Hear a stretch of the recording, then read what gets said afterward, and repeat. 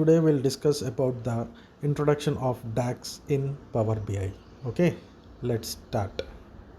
DAX stands for Data Analysis Expression.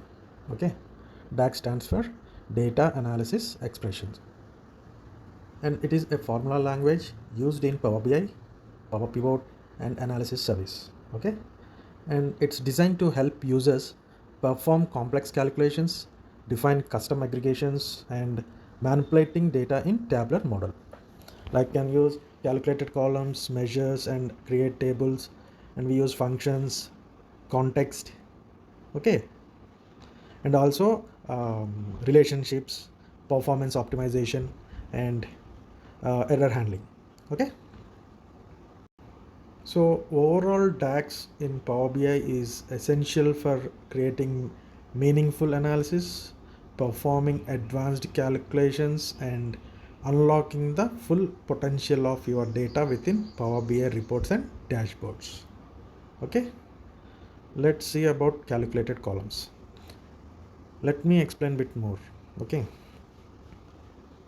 like calculated column in Power BI is a column added to a table that derives its values through a formula based on other columns in the same table. Okay, these columns are computed during data refreshing and become part of data model. Okay, and also they can be useful for creating new data points or performing calculations that are not directly available in the original data set. Okay, like for example, let's say you have a table containing sales data with columns for unit price and quantity. Okay, now you can create a calculated column named as total sales by multiplying these two columns together. Okay, like the formula would be like total sales equal to sales unit price into sales quantity, right?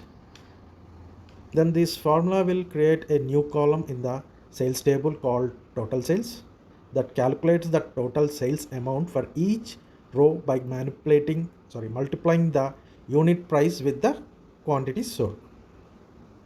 Okay. Next, measures. Measures are dynamic calculations applied to data in a report, and they allow you to perform aggregations, calculations, and other operations on your data set. Okay. Okay, let's consider a scenario where you have a sales data set containing information about product sales amount and dates. Okay, you want to create a measure to calculate the total sales amount. Okay, for that you need to load the data set and navigate to model view and right click on the data set table and select the new measure. So in this formula bar you can define your measure. Like for calculating total sales amount, you can use the sum function to sum out the sales amount column. And the function would be like total sales amount equal to sum of sales amount. Okay. Now you have a measure called total sales amount that calculates the sum of the sales amount column in your dataset. You can then use this measure in various visualizations within your report. For example, you can create a card visual to display the total sales amount, or you can use it in a bar chart to compare total sales across different product categories or time periods. Okay, and the beauty of measure is that they are dynamic and respond to change in the report context.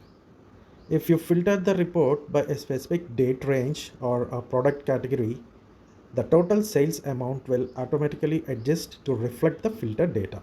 Okay.